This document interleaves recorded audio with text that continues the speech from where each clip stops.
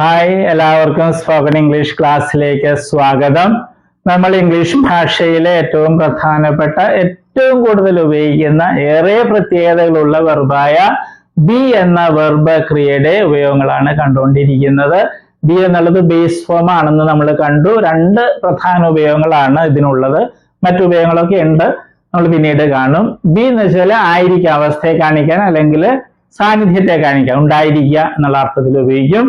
നമ്മൾ പാസ്റ്റ് ഫോമിൽ എത്തിയിരിക്കുകയാണ്. പാസ്റ്റ് ഫോമിൽ ഇതിന് രണ്ട് രൂപങ്ങളുണ്ട്. നമ്മൾ കണ്ടതുപോലെ ഈ വെർബിന് മാത്രമേ ഇംഗ്ലീഷിൽ പാസ്റ്റ് ഫോമില് സിംഗുലറും പ്ലൂരലും ഉള്ളൂ. മറ്റെല്ലാ വെർബ്സിനും ഒരു ഫോമേ ഉണ്ടാവുള്ളൂ പാസ്റ്റ് ഫോമിൽ. Come, came, go, went. Went എന്ന് മാത്രമുള്ളൂ പാസ്റ്റ് ഫോമിൽ. അത് തന്നെയാണ് സിംഗുലറിനും പ്ലൂരലിനും ഉപയോഗിക്കുക. വെൻഡ്, കെയിം ആണെങ്കിൽ സിംഗുലർ ആയാലും പ്ലൂരൽ ആയാലും കെയിം തന്നെ ഉപയോഗിക്കും. പക്ഷെ ഇവിടെ അങ്ങനെയല്ല. വാസ് സിംഗുലറിന് ഉപയോഗിക്കും, വേറെ എന്നുള്ളത് പ്ലൂരലിന് ഉപയോഗിക്കും. അർത്ഥം തന്നെയാണ്. വാസിന്റെയും വേറിന്റെ അർത്ഥം ആയിരുന്നു അല്ലെങ്കിൽ ഉണ്ടായിരുന്നു. നമ്മൾ ആയിരുന്നു എന്നുള്ള അർത്ഥമാണ് കണ്ടുകൊണ്ടിരിക്കുന്നത്. രണ്ട് വാചകങ്ങൾ നമ്മൾ കാണുകയുണ്ടായി. വി വർ ഹാപ്പി, ഞങ്ങൾ സന്തോഷവാന്മാരായിരുന്നു അല്ലെങ്കിൽ ഞങ്ങൾക്ക് സന്തോഷമായിരുന്നു. അതിന്റെ ക്വസ്റ്റ്യൻ നമ്മൾ കണ്ടു കഴിഞ്ഞ ക്ലാസ്സിൽ. Where we happy, where we happy. അതിന്റെ ക്വസ്റ്റ്യൻ നമ്മൾ കണ്ടു. വേർ വി ഹാപ്പി, ഞങ്ങൾ സന്തോഷവാന്മാരായിരുന്നോ. ഇന്ന് നമ്മൾ കാണുന്നത് നെഗറ്റീവ് ആണ്. ഞങ്ങൾ സന്തോഷവാന്മാരായിരുന്നില്ല അല്ലെങ്കിൽ ഞങ്ങൾ ഹാപ്പി ആയിരുന്നില്ല, അല്ലെ? അതായത് കുറെ കൂടി കേൾക്കാൻ കഴിയുമ്പോൾ ഞങ്ങൾ ഹാപ്പി ആയിരുന്നില്ല അല്ലെങ്കിൽ ഞങ്ങൾക്ക് സന്തോഷമായിരുന്നില്ല, ഞങ്ങൾക്ക് സന്തോഷമായിരുന്നില്ല. അതെങ്ങനെ പറയും? വേറിന്റെ കൂടെ നോട്ട് എന്ന് ചേർത്താൽ മതി. We were not happy. ഇനി വേർ നോട്ടിന്റെ ഷോർട്ട് ഫോം ഉണ്ടതാണ് ഇത്. വേറിന്റെ എന്നല്ല ഉച്ചരിക്കുന്നത്, വേണ്ട് എന്നാണ്. വേണ്ട്, ആറ് ഉച്ചരിക്കില്ല, വേണ്ട്. നമ്മൾ ആണ്ട് എന്ന് പറയില്ല, ആറിന്റെ എന്നല്ല, ആണ്ടെന്ന് നേരത്തെ കണ്ടതുപോലെ ഇവിടെ വേണ്ട് എന്ന് പറയും. അപ്പൊ നമുക്കൊന്ന് നോക്കാം.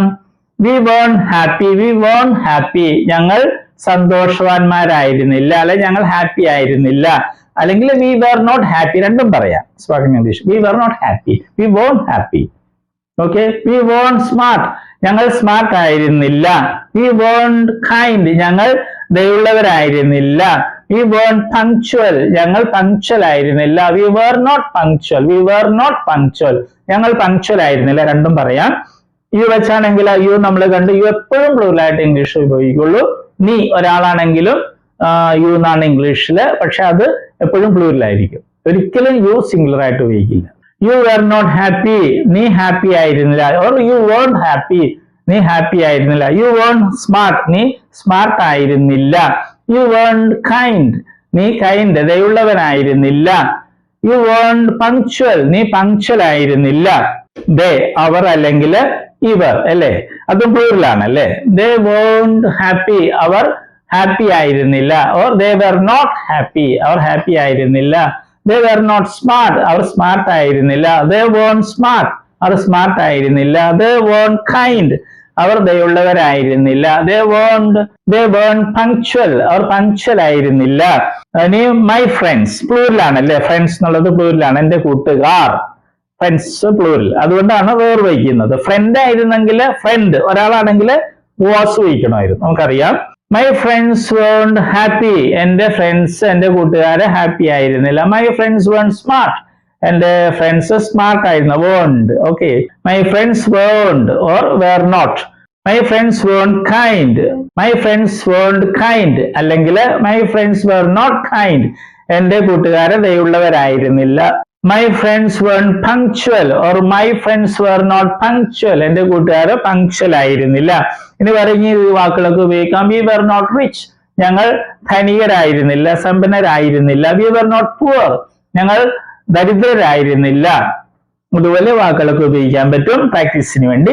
നമുക്കിനി ഇത് വെച്ച് നോക്കാം. വി വേർ നോട്ട് ടീച്ചേഴ്സ്, ഞങ്ങൾ അധ്യാപകരായിരുന്നില്ല.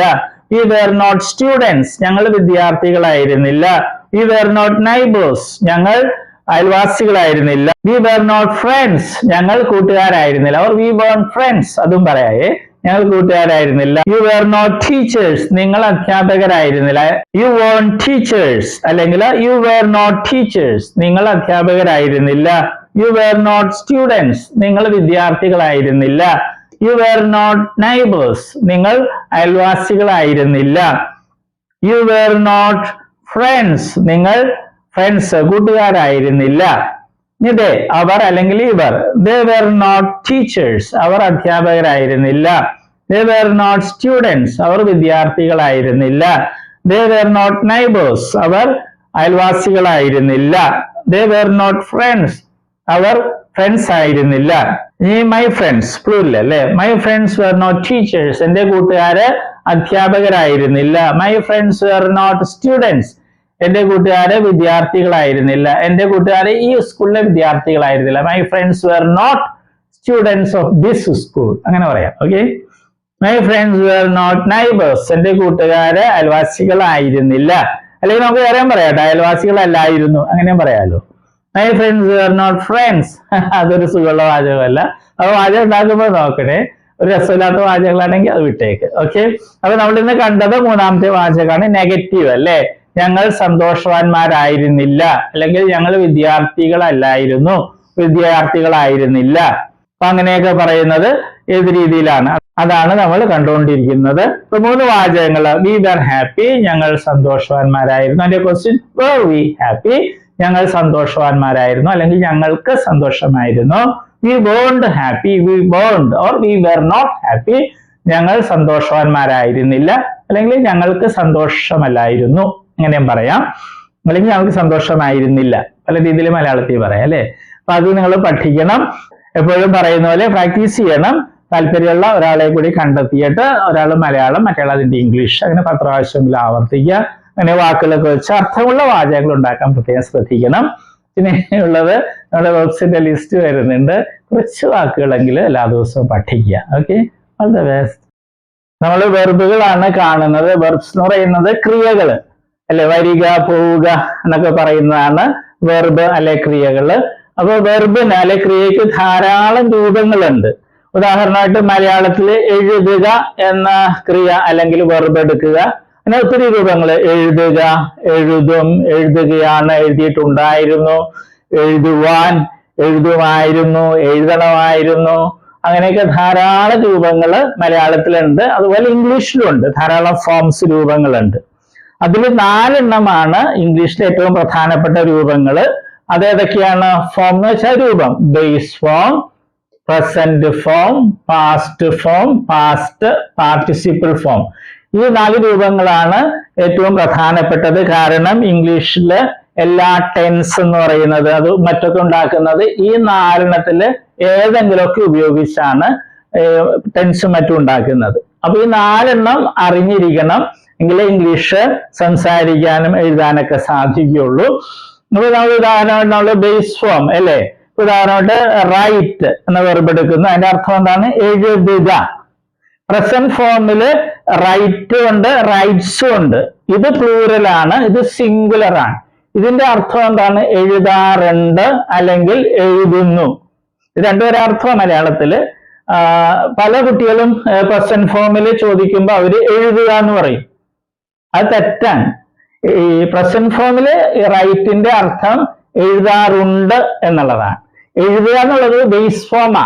ഇത് ഒത്തിരി പേര് തെറ്റായിട്ട് സ്കൂളിൽ പഠിച്ചിട്ടുണ്ട്. പാസ്റ്റ് ഫോമില് അതിന്റെ അർത്ഥം എന്താണ്? വാക്ക് എന്താണ്? റോട്ട്. അതിന്റെ അർത്ഥം എഴുതി എന്നുള്ളതാണ്. പിന്നെ പാസ്റ്റ് പാർട്ടിസിപ്പിൾ ഫോം ഉണ്ട്, അതിന്റെ റൈറ്റിൻ്റെത് റിട്ടൺ എന്നുള്ളതാണ് ആ ഫോം.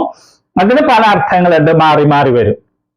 പിന്നെ ഒരു കാര്യം നമ്മൾ അറിഞ്ഞിരിക്കുക, ഈ ബേസ് ഫോമും പ്രസന്റ് ഫോം പ്ലൂറലും, ബേസ് ഫോമും പ്രസന്റ് ഫോം പ്ലൂറലും ഇംഗ്ലീഷ് ഭാഷയിലെ വെർബുകൾക്ക് ഒരെണ്ണത്തിനൊഴികെ, ബി എന്ന വെർബിനൊഴികെ ബാക്കി എല്ലാ വെർബുകൾക്കും ഒരേപോലെയാണ്.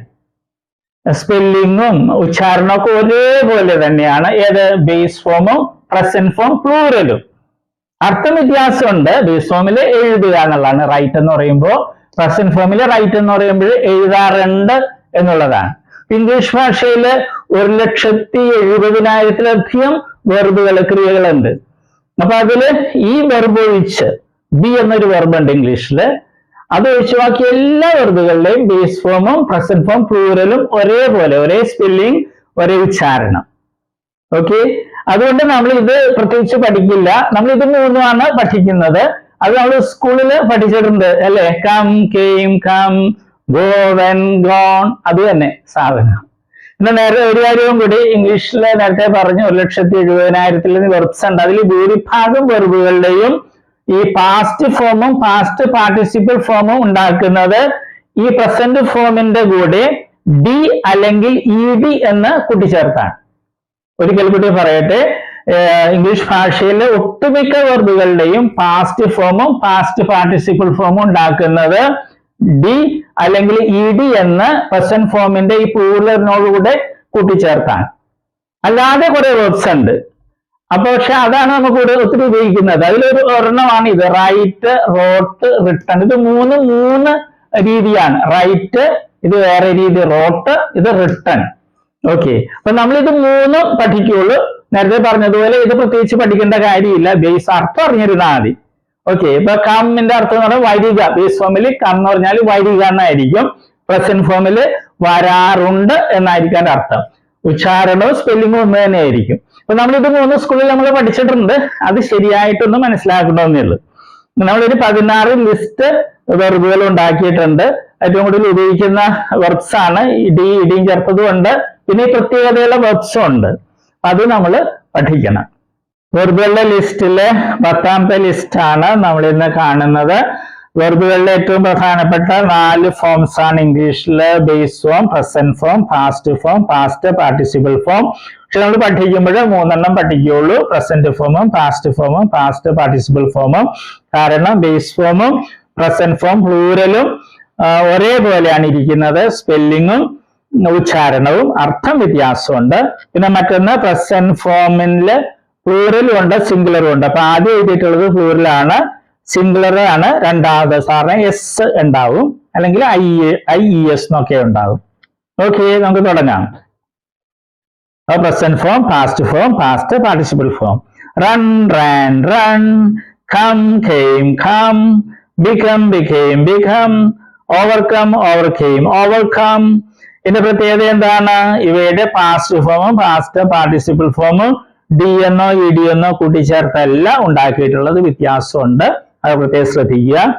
ഇനിയുള്ള വെർബുകളുടെയൊക്കെ പാസ്റ്റ് ഫോമും പാസ്റ്റ് പാർട്ടിസിപ്പിൾ ഫോമും ഉണ്ടാക്കുന്നത് പ്രസന്റ് ഫോം പ്ലൂറലിന്റെ കൂടെ ഡി എന്നോ ഇ ഡി എന്നോ കൂട്ടിച്ചേർത്താണ്. Okay, we shall start. Amuse, amused, amused. Appreciate, appreciated, appreciated. Battle, battled, battled. Choke, choked, choked. Concentrate, concentrated, concentrated. Disappear, disappeared, disappeared. Educate, educated, educated. Empty, emptied, emptied. Exist, existed, existed. Learn, learned, learned. Form, formed, formed. Guide, guided, guided. Grab, grabbed, grabbed. Grin, grinned, grinned. Divide, divided, divided. Enter, entered, entered. Lick, licked, licked. Miss, missed, missed. Mix, mixed, mixed.